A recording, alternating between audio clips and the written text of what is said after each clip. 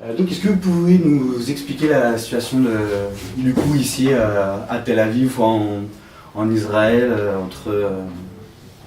Bon, la situation actuelle, si on parle de la situation politique actuelle, on va vers un gouvernement qui sera un gouvernement de droite et d'extrême droite, je veux dire plus un gouvernement de droite, d'extrême droite et clérical, ça veut dire avec des partis juifs ultra-religieux. Ça veut dire qu'on ne peut pas savoir maintenant qui sera ministre, mais de façon générale, on peut parler que ce sera un gouvernement néolibéral et pro-capitaliste et qui continuera avec l'occupation du territoire palestinien. Et est-ce que vous pouvez nous dire comment est-ce que comment sont passées les élections, est-ce que ça a changé et comment est-ce que las elecciones il y a eu une polarisation politique. Ça veut dire qu'il y a eu des gens qui sont votés vers une nouvelle liste qui s'appelle la liste commune, qui c'est la liste du Front Hadash, du Parti communiste et des 3 partis arabes.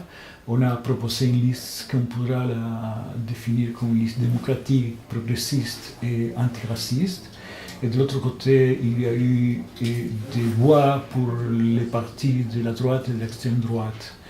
Et la nouveauté dans cette dernière élection, c'est que la liste commune, avec le Front Hadash et les partis communistes, a reçu, c'était la 3e liste, ça veut dire la 3e fraction parlementaire, et on a reçu 13 députés à la place de 11 députés qu'il y avait dans l'ancienne liste et dans les élections il y a quelques années.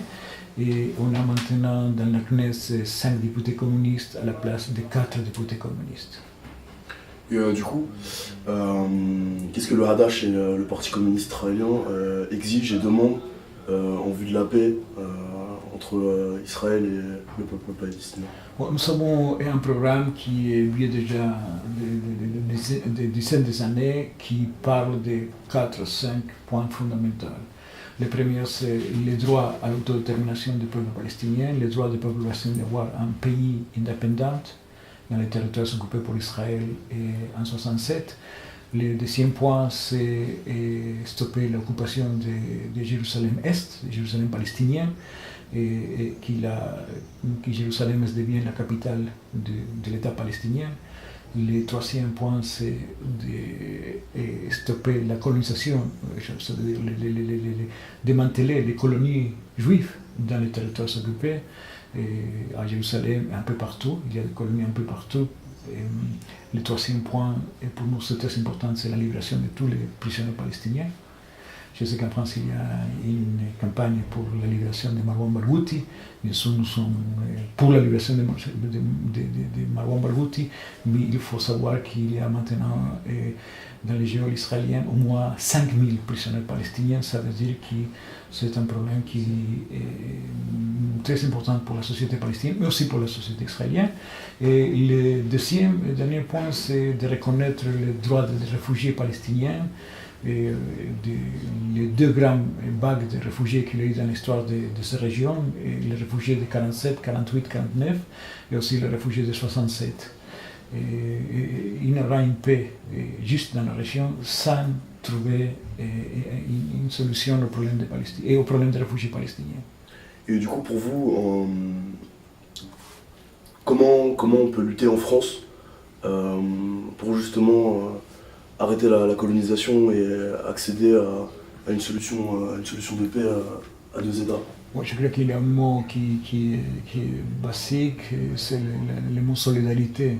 Et en France, il existe un moment de solidarité avec le peuple palestinien. C'est déjà depuis des années, c'est tout à fait une chose nouvelle. C'est un moment, je crois, qui est par rapport à d'autres autres pays. C'est un moment avec beaucoup de gens qui se sont engagés dans la question de la paix au Proche-Orient et de reconnaître le droit du peuple palestinien. Et je crois qu'il faut refoncer, ça veut dire de continuer la solidarité. Et sa solidarité elle est multifacétique, elle est multifacétique.